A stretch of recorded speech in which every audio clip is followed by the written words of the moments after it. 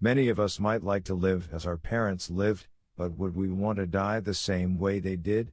Whether it is genetics or fate, history is peppered with examples of people who have suffered a similar fate to their parents, and conversely, people succumbing to the same fate as their children. Here is a list of 10 examples of such people. In some cases, the manner of death has been the same: suicide, drugs, or a medical condition.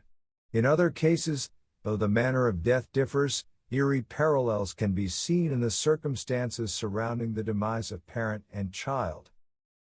Number 10. Bruce Lee and Brandon Lee. Was it a family curse? The Hong Kong-based triads? The Chinese mafia? Rumors swirled in the aftermath of Bruce Lee's death in 1973. The supremely talented actor and martial artist's untimely demise at the age of 32 was officially attributed to a brain edema, brain swelling, caused by an allergic reaction to a prescription painkiller, but the conspiracy theories persisted. Many simply could not accept that the invincible, ultra-fit action hero could be neutralized by something so utterly mundane. When his son, Brandon, was killed during filming on the set of the movie The Crow in 1993, the rumors resurfaced with renewed vigor. Though Brandon, aged 28, was killed by a bullet from a gun that was supposed to have been loaded with blanks, the coincidences that surrounded the father and son's deaths are difficult to ignore. Their lives were tragically short. Both were filming their fifth feature film when they died, Enter the Dragon for Bruce Lee and The Crow for Brandon, and neither saw the release of the films that would catapult them to stardom. However, the most compelling evidence, for those that subscribe to the curse theory, comes from one of Bruce Lee's other movies. In the movie Game of Death, released posthumously in 1978, Bruce Lee plays an actor. In a pivotal scene, his character is shot during filming when the prop guns are replaced with real ones. Whether coincidence or some mystical, sinister foreshadowing, this iconic scene will continue to taunt fans and conspiracy theorists alike. Number 9. Tim Buckley and Jeff Buckley. Jeff Buckley never liked talking about his father. That is totally understandable. It would be difficult to find much to say about someone you had spent only 9 days with. Tim Buckley walked out on his wife and son when Jeff was 6 months old. When Jeff was 8, he met his father and spent the Easter holidays with him. 9 days. 2 months later, Tim Buckley died of a heroin overdose at the age of 28. And though Jeff spent his life trying to sidestep the musical parallels drawn between him and his famous father, he could not avoid a similarly premature end. He died when he was just 30. 2 prodigiously talented musicians gone too soon. Both deaths considered accidental. Tim Buckley had been a hard user of drugs in the early days but was not, according to the coroner, an addict at the time of his death. According to his wife, Judy, Tim was incredibly healthy.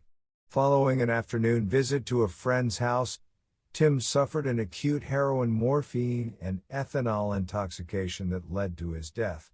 His friend, Richard Keeling, was subsequently charged with murder under California law for supplying the drugs that caused Tim's death.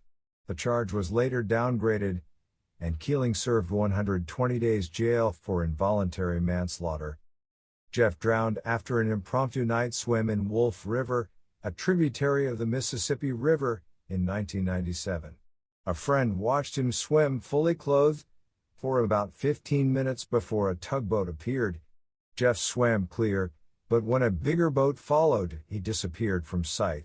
His friend Fody called for help and a full search was underway within 30 minutes.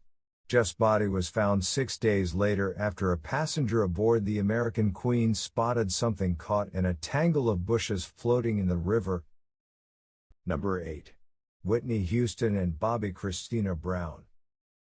Both mother and daughter drowned in bathtubs, their bodies riddled with drugs, within 3 years of each other. Whitney was 48, her daughter, only 21.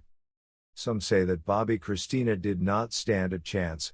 The daughter of singer-celebrities Whitney Houston and Bobby Brown, both well known for their drug use, certainly lacked the modeling of a stable family life.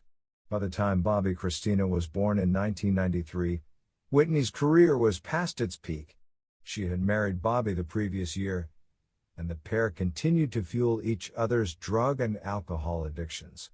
Having a baby to care for proved no incentive for the couple to get clean. A family friend was quoted as saying, "Sometimes Whitney would be so out of it, the baby wouldn't be changed for days at a time. That's what drugs will do to you, and it doesn't matter how rich you are. An addict is an addict." The blame cannot all be laid at Whitney's feet though. Bobby was often in trouble with the law, was jealous of his wife's fame, and relied on her to pay the child support he owed to his exes. After Whitney and Bobby divorced in 2007, mother and daughter formed a closer bond. Whitney might have thought she could moderate Bobby Kristina's drug-taking at the parties and nightclubs they attended together, but she was powerless to save her daughter. Unknowingly, Whitney left Bobby Kristina another toxic legacy, Nick Gordon. While outwardly Bobby Kristina and Nick's relationship seemed happy, they let the world believe they had gotten married. Things were different behind closed doors. Nick, who had been unofficially adopted by Whitney and had grown up with Bobby Kristina, was subsequently held legally responsible for her death. Number 7. Nancy Benoit and Daniel Benoit. Nancy Benoit and her son Daniel died at the hand of their husband and father Chris Benoit in June 2007.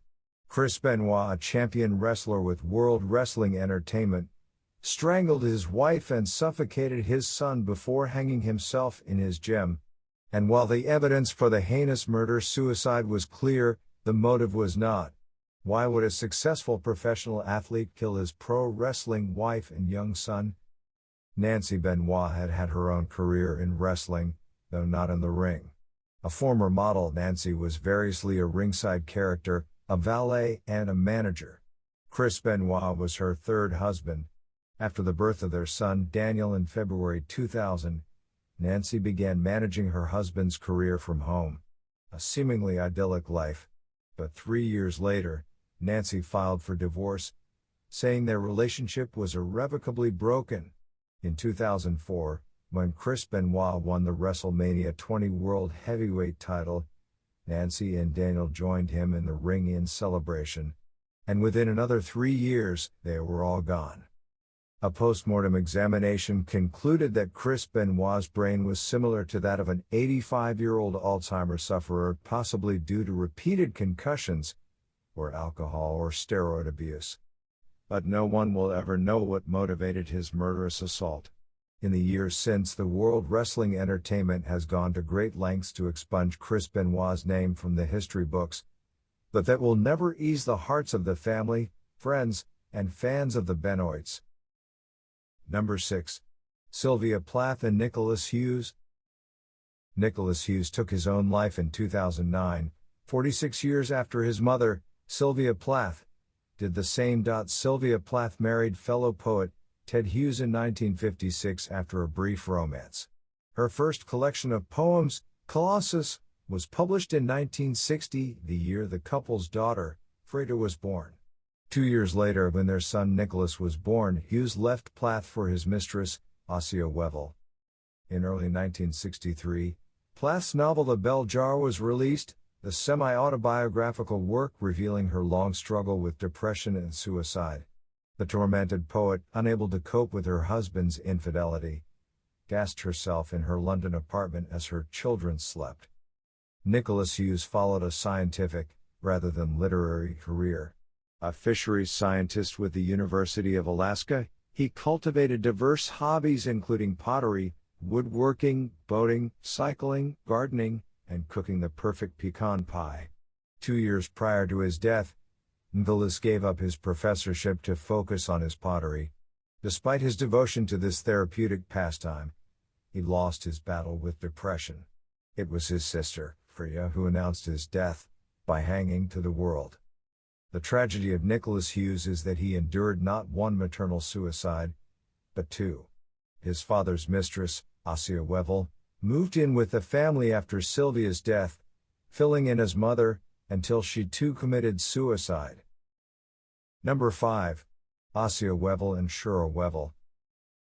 Assia Wevel was on her third marriage when she met Ted Hughes in May 1962. Their torrid affair commenced within weeks, and by the end of September, when the couple were no longer hiding their relationship, Sylvia Plath kicked her husband out. Within days of Sylvia's death in the following February, Assia separated from her husband and moved into the Hughes family flat. Later that year, Assia returned to her husband but continued her affair with Ted.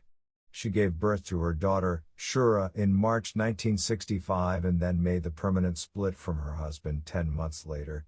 Assia joined Ted and his children in Ireland. Their stay in Ireland was brief though.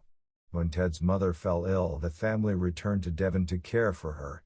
Assia was ignored by Ted's parents, who strongly disapproved of their scandalous relationship. To keep the peace, Assia and Shura returned to London. Assia used her time to look for a new house for the family, but when Ted did not approve of any of them, she came to realize that he had no intention of marrying her. Assia spiraled into despair at this realization and planned to take her own life.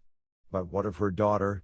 Imagining a bleak future for the now 4-year-old as either a second-class citizen in the Hughes house, or worse, being adopted out as an orphan, Assia made her decision.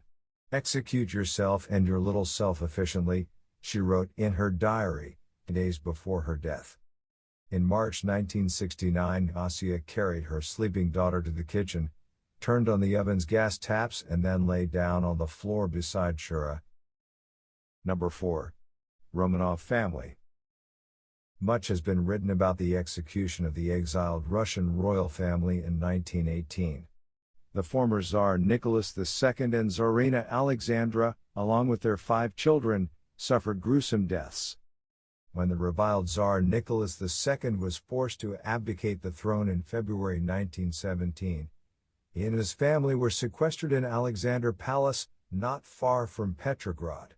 But as calls grew for the ex-Tsar to face a public trial for his shambolic rule, the family was shunted to Siberia for their protection.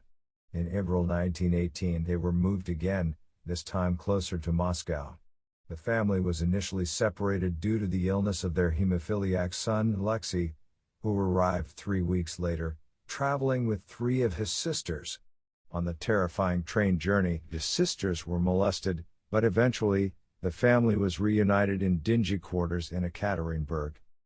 In July 1918, with the fall of Ekaterinburg imminent, Yakov Yurovsky, the new commandant of the House of Special Purpose, sought approval for the execution of the Romanov family. Once approval was obtained, he recruited a squad to murder the royals before burning and burying their remains in the woods. An elite squad of soldiers would have made short work of the royals and their entourage, but it was not an elite squad that was set. When the shooting began, most soldiers concentrated fire on the parents, bucking at shooting the children. But what the soldiers did not know was that the royals had sewn their fortune, mostly diamonds, into their clothes for safekeeping, effectively making their clothing bulletproof. After the first volley of bullets, the royal couple was dead, but the children, along with several soldiers, were wounded but alive. Through a pall of dust and smoke, the soldiers waded through blood to silence the screams of the wounded. Some were stabbed with bayonets, others were shot in the head. The chaotic slaughter went on for 20 minutes. The Romanovs' bodies were taken to the woods, doused in sulfuric acid, burned with gasoline, and then buried. A violent end to a privileged life for parents and children alike. Number 3. Carlo Bonaparte and Napoleon Bonaparte. Carlo Bonaparte, father of Napoleon Bonaparte, died of stomach cancer in 1795, while Napoleon was studying at the military academy in Paris. For all Napoleon's military prowess, France's former emperor could not conquer the enemy that lurked within his own body. When he abdicated in 1815, the British government banished him to St. Helena Island, and within 2 years his health had begun to deteriorate. Prior to his death in 1821, he had lost 10 to 15 kilograms and suffered abdominal pains and profuse sweating. He was vomiting blood, and his complexion had become very pale. An autopsy performed at the time concluded that he had died of stomach cancer. Modern scientists have confirmed that Napoleon did indeed die of stomach cancer, but not an inherited form. The ulcerated lesions, referred to in the original autopsy report, suggest that he was chronically infected with the Helicobacter pylori bacteria. Scientists consider this bacteria, rather than an inherited genetic factor, to be the cause of Napoleon's stomach tumors. Number 2. Malin Motsdotter and daughter. Swedish widow Malin Motsdotter was burned at the stake in 1676 after being accused by her daughters of taking their children, Malin's grandchildren, to satanic masses. Unlike most people found guilty of witchcraft in Swedish history, Malin Motsdotter was burned alive. Usually convicted witches were decapitated or hanged prior to burning. So what made Malin different? She refused to admit her guilt. At the stake, one of Malin's daughters called out to her from the audience to confess her crimes to save her soul. Malin refused. Instead, she gave her daughter into the hands of the devil and cursed her for eternity. It is reported that Malin showed no pain as the flames consumed her, and she died silently. To those that bore witness, this was further proof of her guilt, the accepted wisdom at that time being that witches felt no pain. Soon after, when the appetite for witch trials waned, attention turned to the false accusers. One of Malin's daughters was found guilty of perjury and subsequently executed. Number 1. Lady Jane Grey and Henry Grey. Lady Jane Grey was the 9 Days Queen. She was executed when she was just 16. Rather than the child following in a parent's footsteps, Henry Grey followed his daughter to the block in 1554. With the decline in young King Edward's health in 1553, his advisor, John Dudley, Duke of Northumberland, acted to protect his position of power in the court. If either of Edward's sisters took the throne, he would be out of a job. Dudley convinced Edward to declare Mary and Elizabeth illegitimate and pass the crown to Jane Grey, who was married to his fourth son, Lord Guilford Dudley. King Edward died on July 6. Lady Jane Grey was crowned queen 3 days later. But John Dudley had underestimated Lady Mary's support, as well as overestimating his own. Lady Mary was popular, and she amassed a sizable army. When Mary arrived at the Tower, and Dudley's supporters deserted him, Lady Jane was relieved of her crown. After only 9 days. Delighted to hand the crown to Mary, the naive Lady Jane asked when she could go home. But there was no going home. She was imprisoned in the Tower of London. John Dudley was executed 3 weeks later for his acts of treason. Lady Jane and her husband remained in prison until Henry Grey attempted to join Thomas Wyatt's rebellion in January 1554. His actions sealed her fate. While Lady Jane lived, she was a threat to the Queen. Lady Jane Grey was executed, along with her husband, on February 12, 1554. Henry Grey followed 11 days later,